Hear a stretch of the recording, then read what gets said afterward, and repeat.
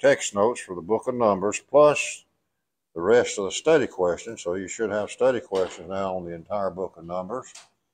And your text notes are for the entire book of Numbers. And the study questions, as you know, just really, really hard. So what are you laughing at? But my basic fundamental philosophy, if you want to call it philosophy, is this: that you give your time and what have you to come to class, and so whether I am effective or not, perhaps the handouts will be of such, it might be of help to you later on in life. You have some material that you can use to, I've had other people who take the notes and use them to teach classes later on with, so that's kind of the way I feel about it. And so anyway, we are going to look tonight in the book of Numbers. In a few moments, we're going to pick up at chapter 4. And there. Go back and review just a bit. We're through chapter 3. And I'd like to go back and begin in Exodus chapter 40, if you don't mind. Just hold your place there at Numbers and just flip on back to Exodus chapter 40. If I can find it in my Bible.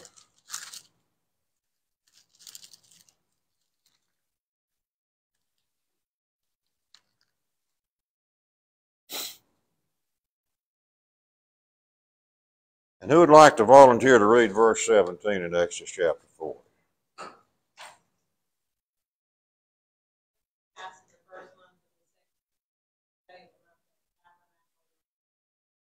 Okay. Here's a verse that gives the date in which the tabernacle. The book of Exodus, as you recall, is a book that gives the instructions for the constructing of the tabernacle. God, through Moses, tells Israel just from Mount Sinai, is where they are.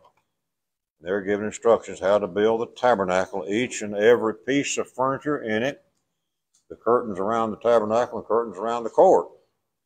Everything that has to do with the tabernacle is that. And so that's on the first month of the second year, on the first day of the month. Second year. When did that first year begin?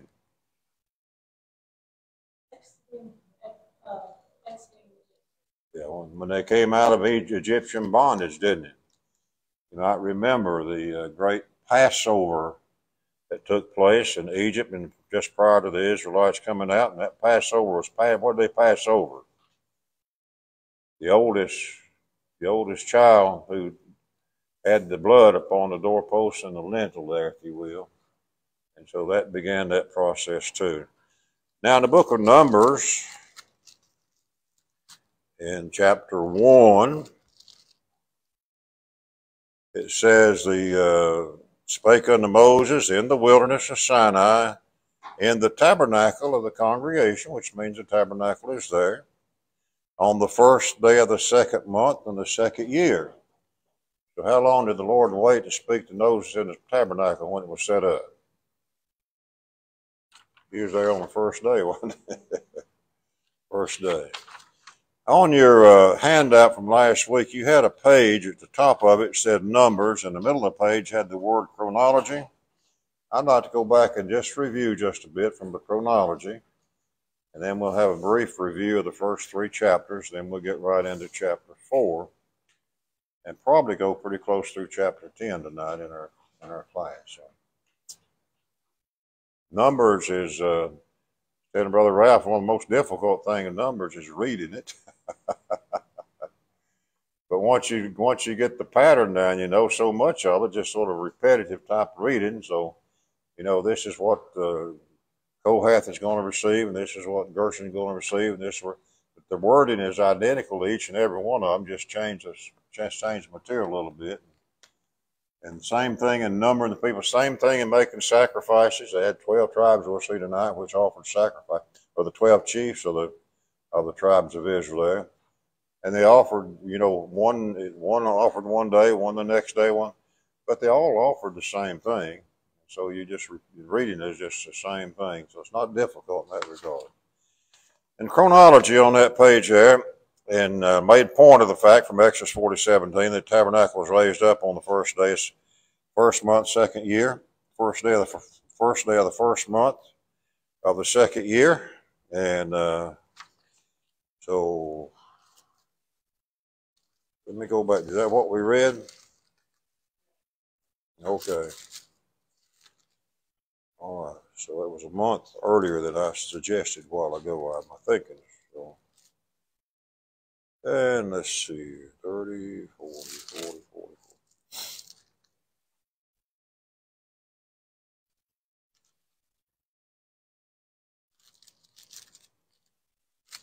So, first month in the second year on the first day. First month, first day. Okay, all right. So first day. And so when we come to Numbers, it's the second month in the first day. 1 month later in the process. It's where we are in the book of Numbers there. And getting back on your page there, on the chronology there, just to kind of organize our thoughts a little bit in the process. And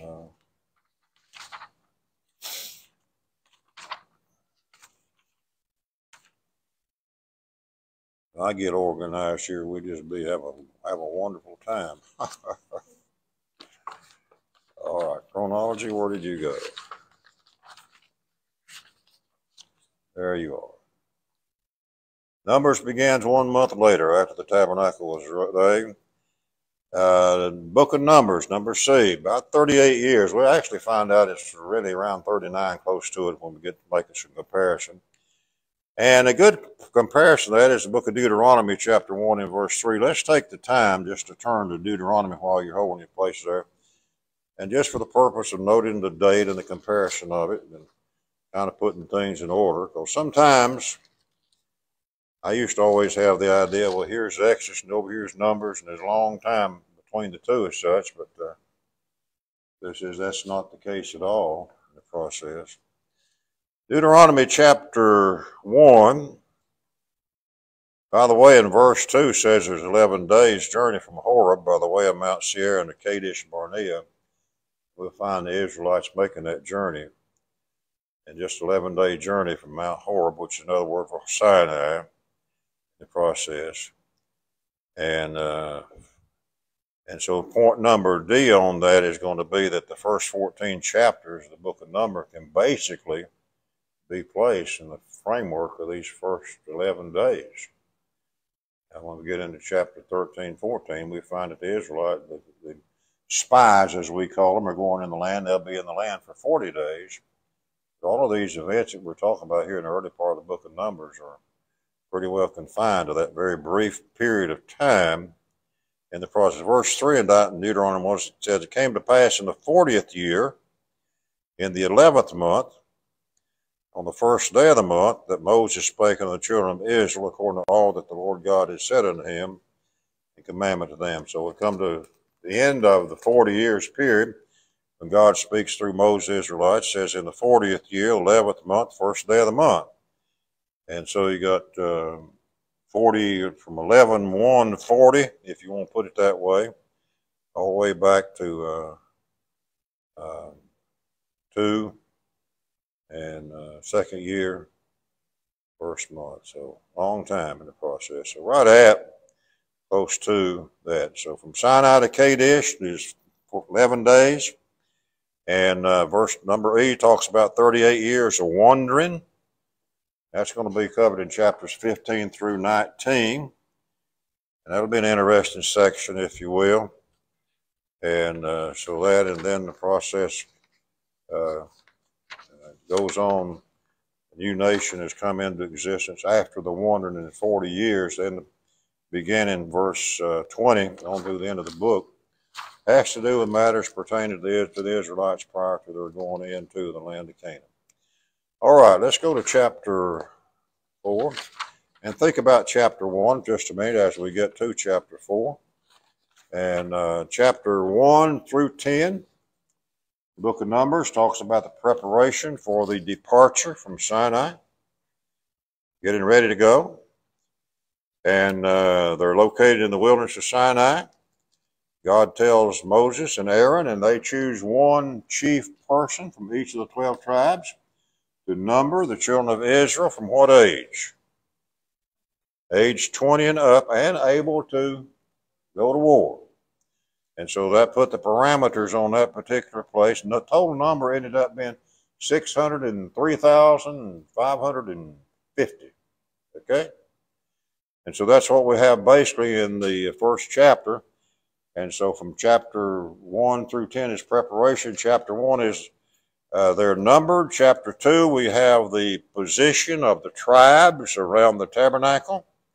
And you might remember that there's position in 3 tribes on each side of the tabernacle except the front of it. And there's the east side, Judah, Issachar, and Zebulun. That is on the front of it, by the way. The south side is Reuben, Simeon, and Gad. And the west side is Ephraim, Manasseh, and Benjamin. North side is Dan, Asher, and Naphtali. And the Levites, of course, where are they going to be located? Remember, they're going to be located in the middle of the camp. So they'll be around the tabernacle too in the process.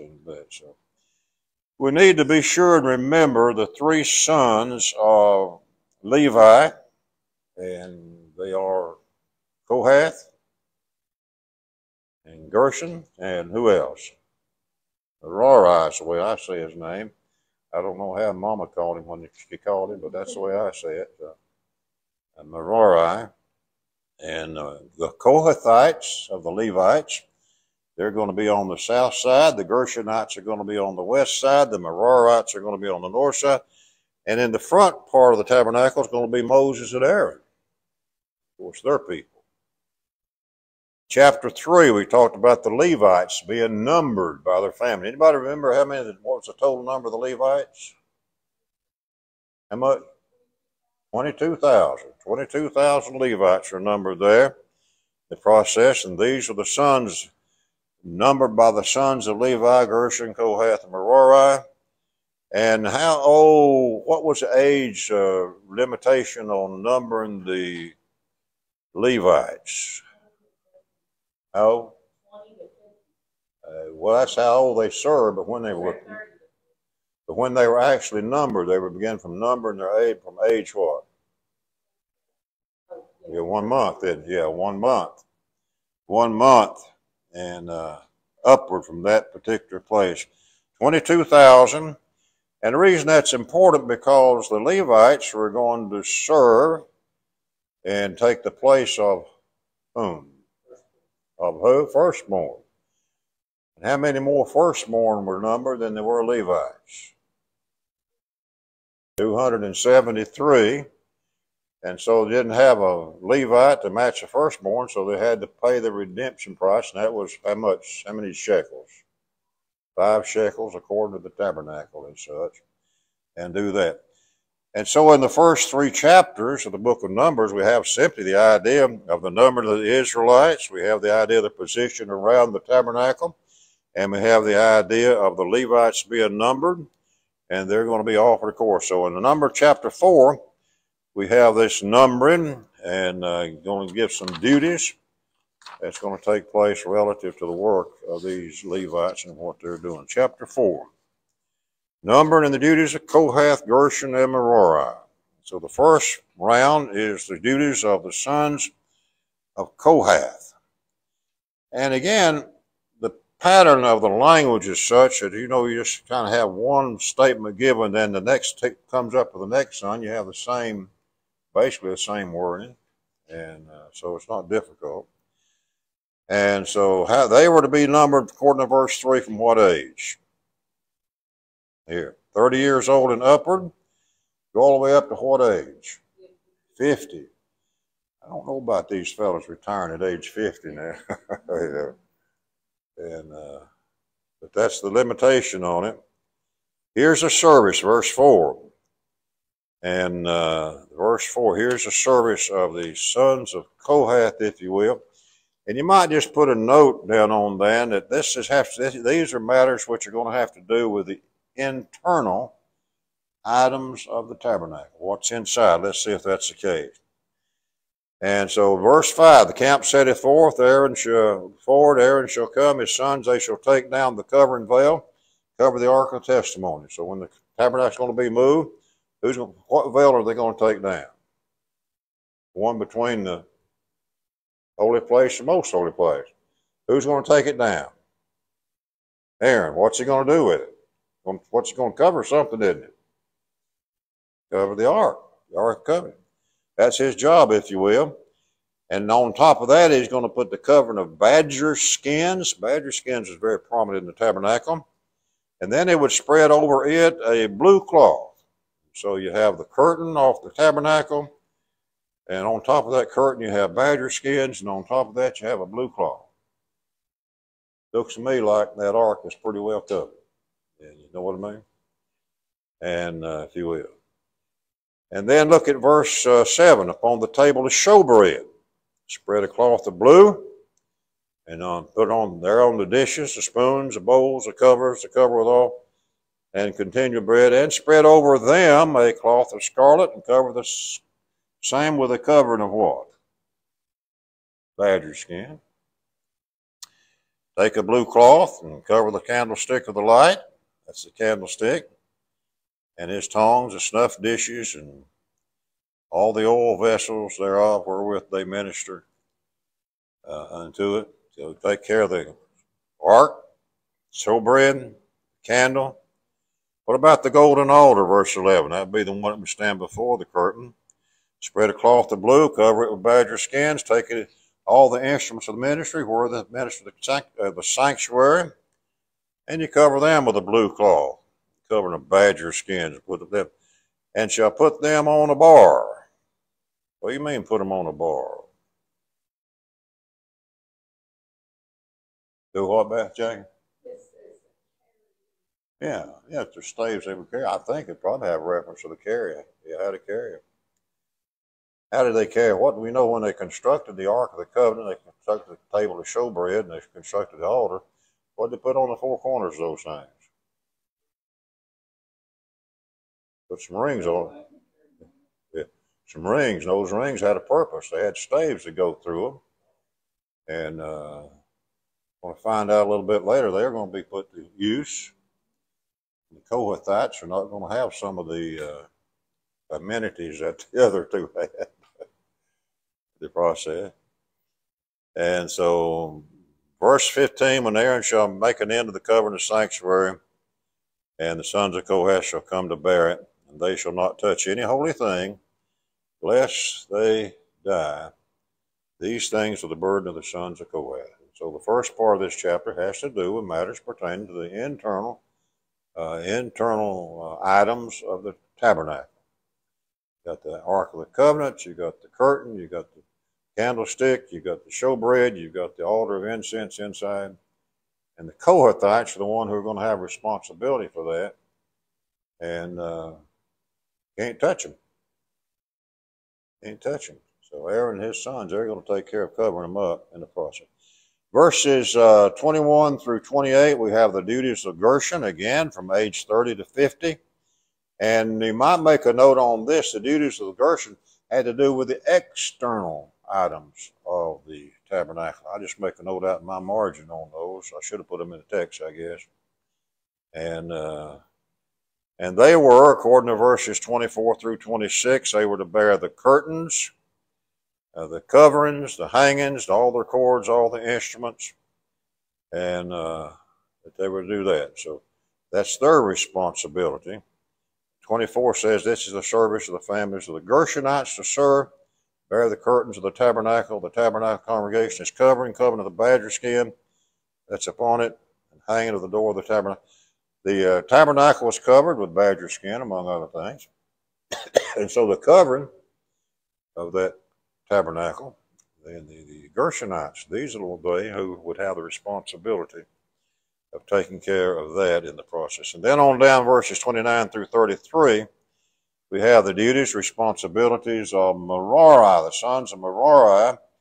And I make this note relative to them. Their duties had to do with the superstructure of the tabernacle, the actual framing of it, if you will. And 30 years old and upward, again, the same thing in the process. And they were responsible for things such as boards and bars and pillars and sockets of the tabernacle, and pillars of the court and their sockets, all the pins and the cords. When you go back and read about the construction of the tabernacle, you know, they have boards you put up in that thing. Who's going to carry those things? You got all the, on the outer courts, you got all the silver pillars, the posts in. You got silver pillars with the board sitting in them on the thing. And so here's, the Lord arranged this in such a way that not one particular item in any fashion or form was overlooked in it. Drop down around about verse 31, 32. This is the charge of their burden. It says the boards of the tabernacle, the bars thereof, and we think probably having to do with the staves that would use to carry those things. Pillars thereof, the sockets thereof, were some manner of carrying them anyway. Pillars of the court round about, their sockets, the pins and the cords and all the instruments with all their service. And by name you shall reckon the instruments of the charge of their burden.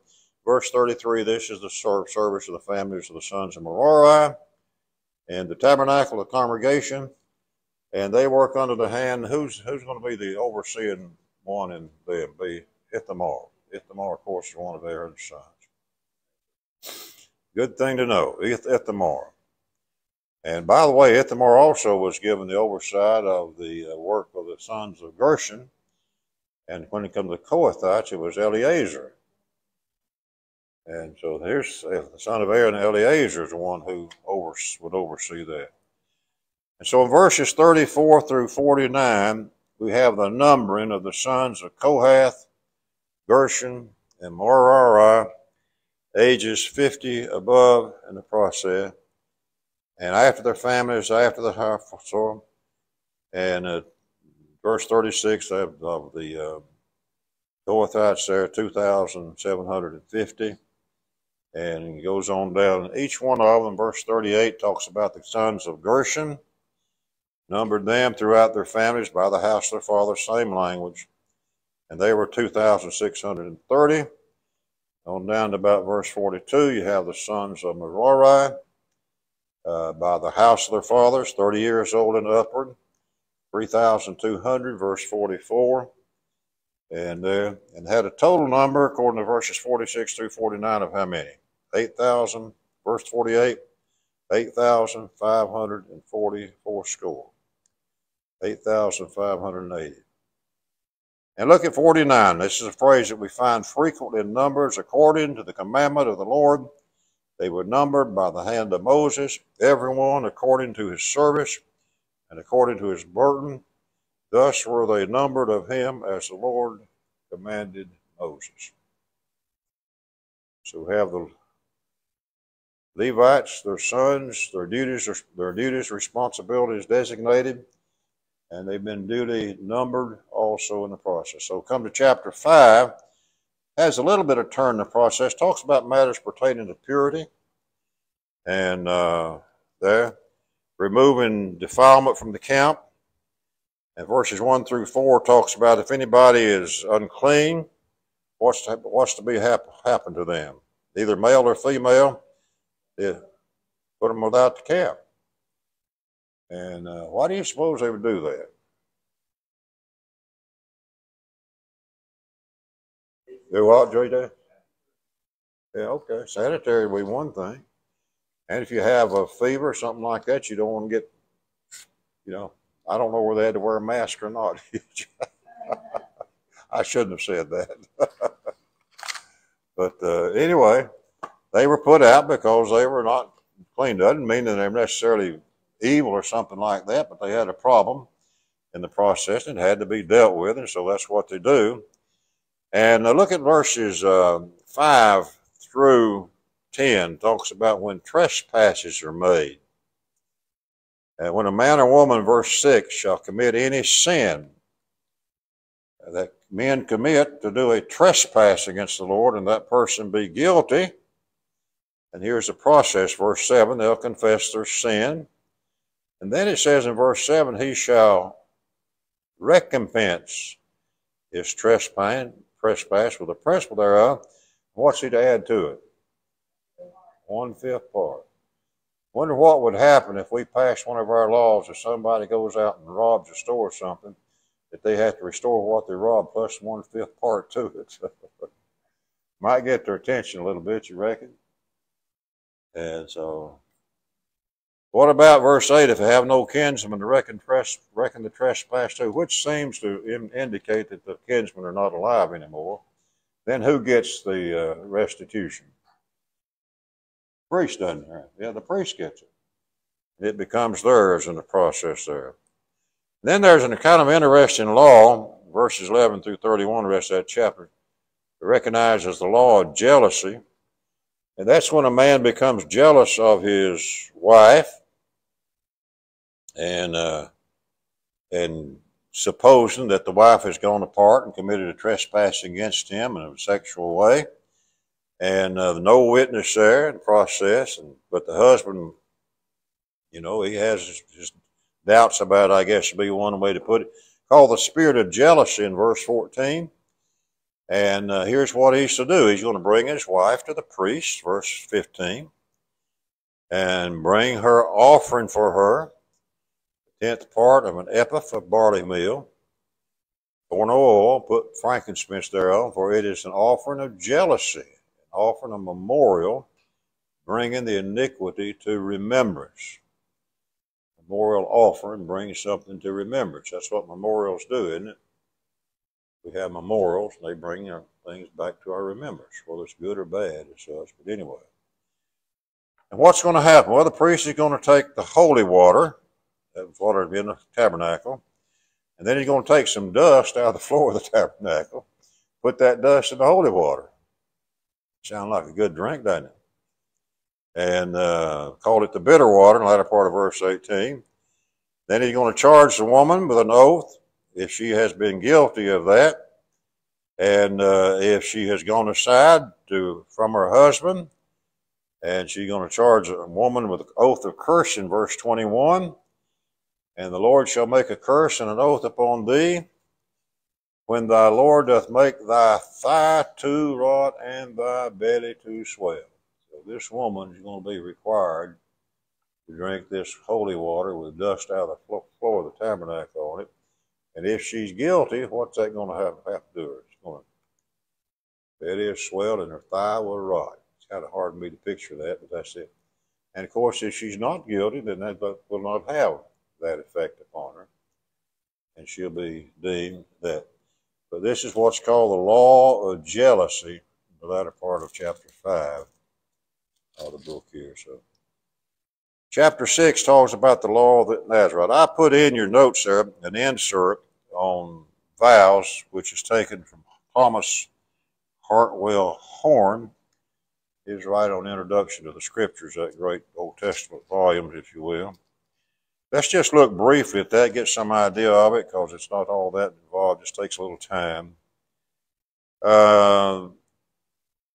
Number 1 talks about its religious engagement or promise voluntarily undertaken, not required, and voluntarily undertaken.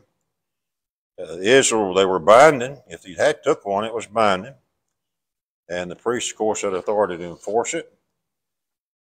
Point C talks about some other passages which are major relative to this particular point. And in order for that vow to be valid, had to be, according to chapter 30 verse, had to be uttered with the mouth. So you couldn't just take a silent vow. You had to actually utter it with your mouth. And it must be the one who makes it, it must be in his own power, and he must be competent to make the obligation. And so he has to be able to do what he is vowing to do, if you will. The things vowed are to be devoted to God must be honestly obtained. So if you're going to vow to give something to God in service, it must be something that was honestly obtained in the process. I like the idea of competent to undertake his obligation. This has no direct connection with that, but down through the years, from time to time, we'll have young people come and want to be baptized into Christ. They've been brought up, they've been taught, and that's what they want to do. And oftentimes the preacher's asked to talk with that young person. And so if you talk with a young person like that, what would you say to her? Is it one of the things that I've always done down through the years is this. Of course, you talk to them and commend them for what they're doing. And that because you don't want to discourage them in any form or fashion whatsoever. But one of the key issues on that young person obeying the gospel of Christ is whether or not he is competent or able to carry out the duties or responsibility of one who is a Christian. And so that would be, to me, that's always been a key thought in that particular area. And so most of the time when we go through that, mom and dad, if they're there, they say, well, we never thought about that before. So, all right. But you know, if somebody becomes a Christian, then that individual has some responsibilities that they are expected to be able to discharge. And it may be a case where a young person is fully capable of doing that, but it may be a case because of yet immaturity or age or whatever, they're not able to do that. Then, of course, that becomes a real issue in the process. Anyway, Nazarite vow, you had to be able to do it. Two sides, it talks about two sorts of vows mentioned here. We're not going to spend much time. The cherem, which is the most that, it was a vow of such a nature that if it was made, it really couldn't be redeemed. The other was called the Nedarim, common vows. The Nazarite vow was of this particular category, and some of the restrictions on that, if you just look on your page there, for number 4B, abstain from any wine, food, or any other. Among these were the Nazarite vow. Anything that came from the vine, if you made a vow, a Nazarite vow, then you could not partake of any product that came from the vine, in any form or shape, whatever, even the raisins. Couldn't even do the raisins. So let's look at your text there in chapter 6 and verse 3. Separate himself wine, strong drink, no vinegar or wine, vinegar, strong drink. Drink any liquor of grapes, nor eat moist grapes or dry. The word liquor, by the way, simply means the juice of the fruit thereof. And the days of separation shall he eat nothing that is made of the vine tree at all in the process of it. And look at verse 5. No razor shall come upon his head until the days be fulfilled. He shall be holy and shall let the locks of the hair of his head grow. And verse 6, he shall come in contact with no dead body. If he does come in contact with a dead body, even if it's a mother or sister or brother, verse 7, and or if someone suddenly should die in his presence where he doesn't have a choice in that, then he has to just start over again on his time. A Nazarite vow is usually made for a period of time. Somebody would vow a vow, and that vow would be, he might vow himself in service to the Lord in a particular way for X number of days or weeks or months, and like that, or he might vow to do something, you know, and that has a time limit on the process. But if he is defiled by coming in contact with a dead person, then he'd have to start over. Verse 12 says, he shall consecrate unto the Lord the days of his separation, shall bring a lamb first year trespass offering, but the days that were before shall be lost, because his separation was defiled. So he has to start over, if you will. Verse 13, the law of the Nazarites, the day of separation fulfilled, he be brought into the door of the tabernacle of the congregation. Offer his offering to the Lord, and one he lamb, first year without blemish, for a burnt offering, one ewe lamb of the first year without blemish for a sin offering, and one ram without blemish for a peace offering. And he has a basket of unleavened bread, and wafers of unleavened bread anointed with oil in their meat offering or their drink offering, and the priest is going to bring him before the Lord. And so the point, I think, is simply this: at the conclusion of a Nazarite vow, there was a rather elaborate process by and through in which that vow is recognized as being completed. So, shave his head of the Nazarite, when he, number 18, that's when he'll shave his head. Take those hair and put it in the fire which is under the peace offering. And the priest then is going to take the shoulder of the ram as a wave offering and put them in the hands of the Nazarite after the hair of his separation is saved. Okay, verse 21. The law of the Nazarite who is vowed a vow his offering unto the Lord for separation, beside that his hand shall get according to the vow which he vowed. So he must do after the law of separation. Numbers chapter 6, 22 through 25 are rather familiar verses, by the way. You've probably heard these verses brought up and quoted frequently. At what occasion? Where do you oftentimes hear these? Huh? Yeah. And funeral services, graveside services oftentimes, preacher will use them. And speak unto Aaron on this wise, verse 24, the Lord bless thee and keep thee. The Lord make his face shine upon thee, be gracious unto thee. The Lord lift up his countenance upon thee and give thee peace. They shall put my name upon the children of Israel. I will bless them. I like the idea where it records there, they shall put my name upon the children of Israel. What does that mean? God's name is put upon the children of Israel. Do what, Lauren? They're his. I think that's the whole idea. We wear the name of Christ because we are his. We are his. We belong to him. That's chapter 7 talks about the offering of the princes of the children of Israel. It's a rather lengthy chapter, however. The words are not different, if you will. Let's just make one or two things particular about it. Verse 1 says that on the day that Moses had fully set up the tabernacle and sanctified it, all the instruments thereof, both the altar and such, it says in verse 2 that the princes of Israel, think back in terms of those who were chosen to help with the number of the Israelites back in chapter 1, who were the princes of the tribes that were over them that were numbered, offering. They brought their offering before the Lord. Here's what they brought. 6 covered wagons and 12 oxen. A wagon for 2 of the princes, and for each one an ox. They brought them before the Lord. So you got 12 princes, 6 wagons, that's 2 for each one, and for each one an ox. They had 12 oxen. And so here's what they're to do with them. Verse 5, that they may do the service of the tabernacle congregation, and they shall give them unto whom? Levites.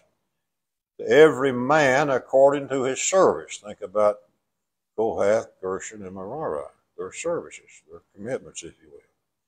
Look what he says in verse 7. 2 wagons, 4 oxen he gave to the sons of Gershon, according to the service.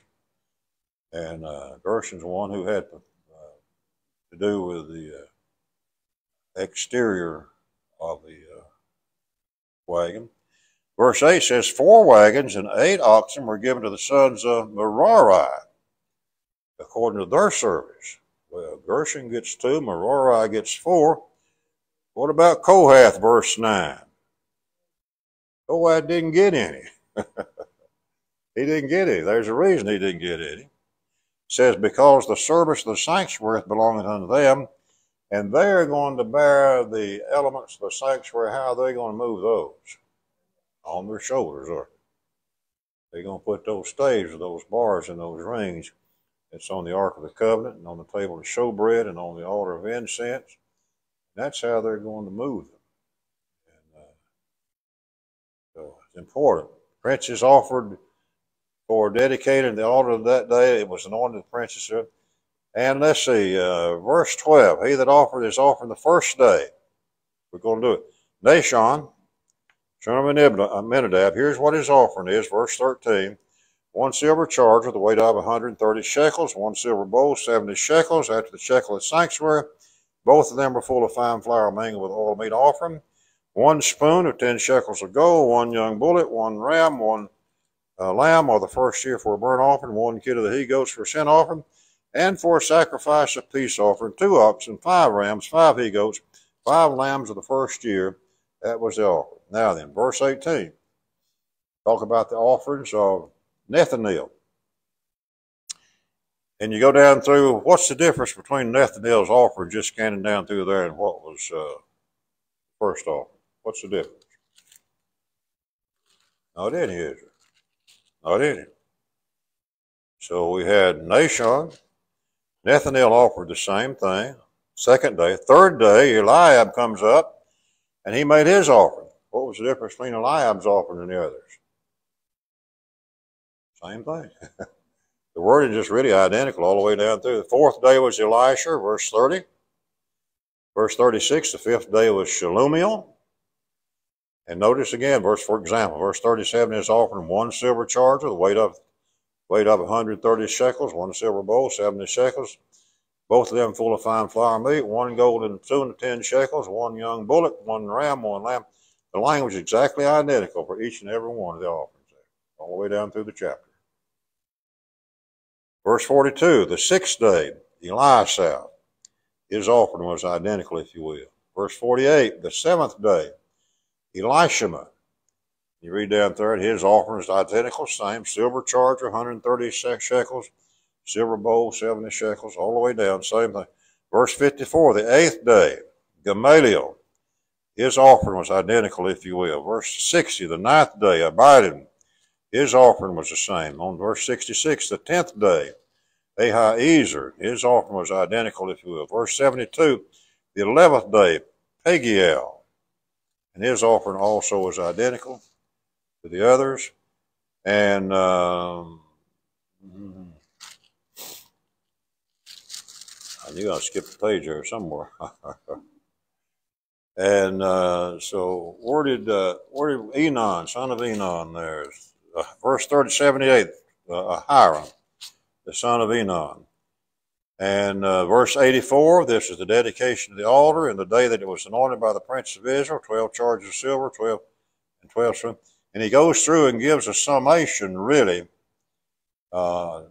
of the total of the prince's offerings are numbered in verses 84 through 88. So 84, he talks about 12 charges of silver. You know, each one brought 130 shekels, 12 silver bowls. So you have the same items, but every one of them now in numbers of 12. All the oxen, all that. And so you get down to verse 88. It says, and all the oxen of the sacrifice were 24,000, and bullocks and rams 60, the he-goats 60, the lambs. This was the dedication of the altar after that it was anointed. So there's the offering of the 12 chiefs of the tribes there. Look at verse 89. If you would, Moses enters the tabernacle.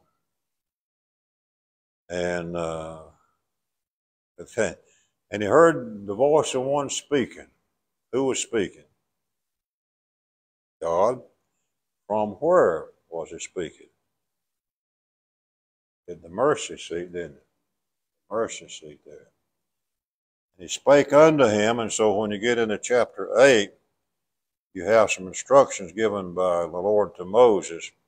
And in chapter 8, we have the instructions for the lighting of the 7 lamps on the candlestick. And you go back to the book of Exodus, chapter 25, you can get the details of the construction of the candlestick. But when you light the candle, the lamps there, and Aaron did so, it says verse 3, he lighted the lamps thereof over against the candlestick as the Lord commanded.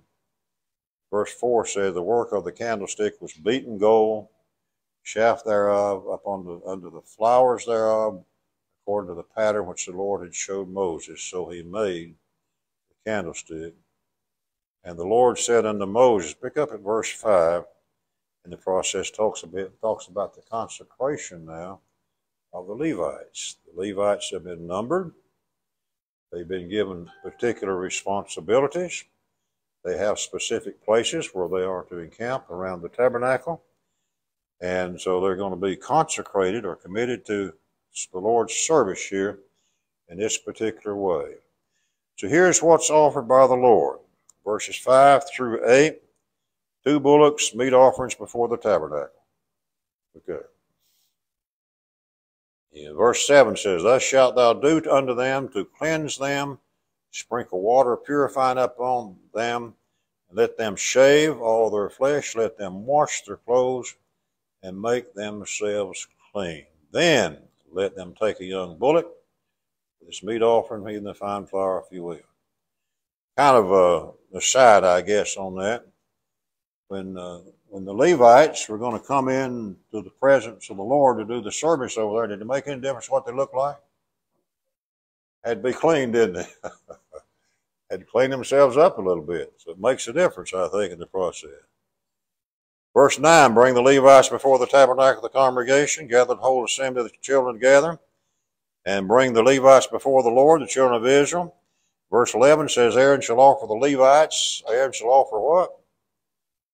Offer the Levites before the Lord for an offering of the children of Israel. So the Levites are offered unto the Lord, and they're offered for the children of Israel, that they may execute the service. And so the Levites will lay their hands upon the heads of the bullocks, and one for a sin offering, the other for a burnt offering, to make an atonement. And in verse 13, thou shalt set the Levites before Aaron, before his sons, and offer them for an offering unto the Lord. Look at verse 14.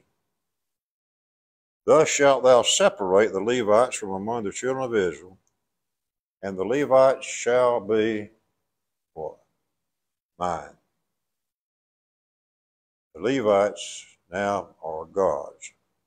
After that shall the Levites go in to do the service of the tabernacle, and thou shalt cleanse them and offer them for an offering. Verse 16, for they are holy, given unto me from among the children of Israel, instead of, verse 16, instead of what? Everyone that has openeth every womb, instead of the firstborn.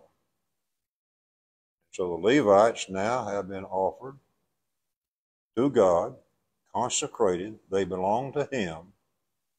And all the firstborn now who are born, which would ordinarily be that which belonged to God, the Levites should take their place. Verse 17, all the firstborn of the children of Israel are mine, both man and beast. On the day that I smote every firstborn in the land of Egypt, I sanctified them for myself. Verse 18, I have taken the Levites for all the firstborn of the children of Israel. Verse 19, I have given the Levites as a gift to whom?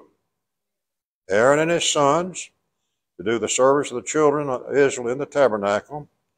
And that in verse 20, Moses and Aaron, all the congregation of the children of Israel, did to the Levites according unto all that the Lord commanded Moses concerning the Levites, so did the children of Israel. And verse 21 says the Levites were purified. They washed their clothes, and Aaron offered them as an offering before the Lord. That is, the Levites, not the clothes. And Aaron made an atonement for them to cleanse them. And after that, went the Levites in to do their service in the tabernacle of the congregation.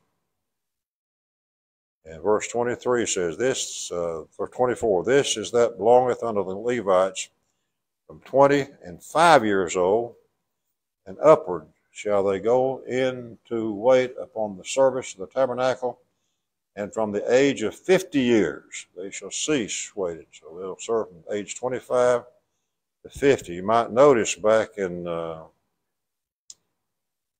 chapter 4, it said the age there that they began to say was 30. Perhaps the difference is that had to do with the process of constructing and raising up the tabernacle.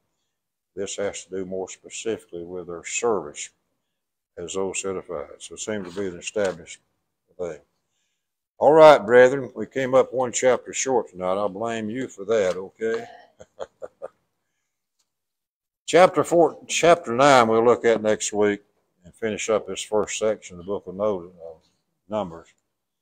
Talks about the Passover going to be observed. Really all it says is this: the Passover is to be observed on the 14th day of the first month at evening. Circumstance, if a man is defiled by reason of dead body, he cannot keep the Passover, or if someone's out of town, we say, away, cannot do it. What do they do? Who knows what they answer that? They come the second month, don't they? On the 4th. Come the second month on the 14th day. And so that's it. All right. Brother Ralph, you feel like we're the prayer for? Let's bow our heads, please.